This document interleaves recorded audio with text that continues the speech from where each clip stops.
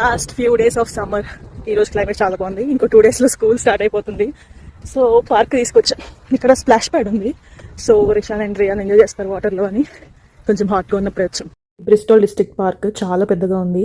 ఒక సైడ్ అయితే సాకర్ ఆడుకోవడానికి కూడా ఉంది. అండ్ చుట్టూరు వాకింగ్ ట్రైల్స్, డాగ్స్ని వాక్ చేయడానికి, నార్మల్గా వాకింగ్ చేసుకోవడానికి, and park and splash pad ఉంది. సో ఇక్కడ స్ప్లాష్ ప్యాడ్స్ కామన్ అనమాట. చాలా పార్క్స్ లో ఉంటాయి, కానీ మా ఇంటి దగ్గర పార్క్ లో లేదు. సో ఇక్కడికి వచ్చాను.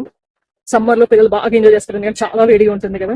సో స్ప్లాష్ ప్యాడ్ లో they'll play and pool themselves off and it's so much fun actually. So this is splash pad. Rishan already swimming dress ready చేసింది. Rishan, are you excited?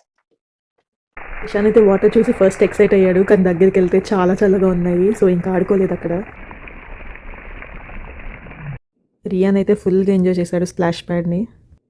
కానీ water అయితే చాలా చల్లగా ఉన్నాయి, అంటే ఆల్మోస్ట్ ఐస్ కోల్డ్, అంత చల్లగా ఉన్నాయి. ఈ సమ్మర్లో మీ పిల్లలతో మీరేం ఫన్ యాక్టివిటీస్ చేశారు నాకు కమెంట్ చేసి చెప్పండి. ఇలాంటి ఇంకా ఫన్ కెనడా వ్లాగ్స్ కోసం నా ఛానల్కి సబ్స్క్రైబ్ చేసుకోండి.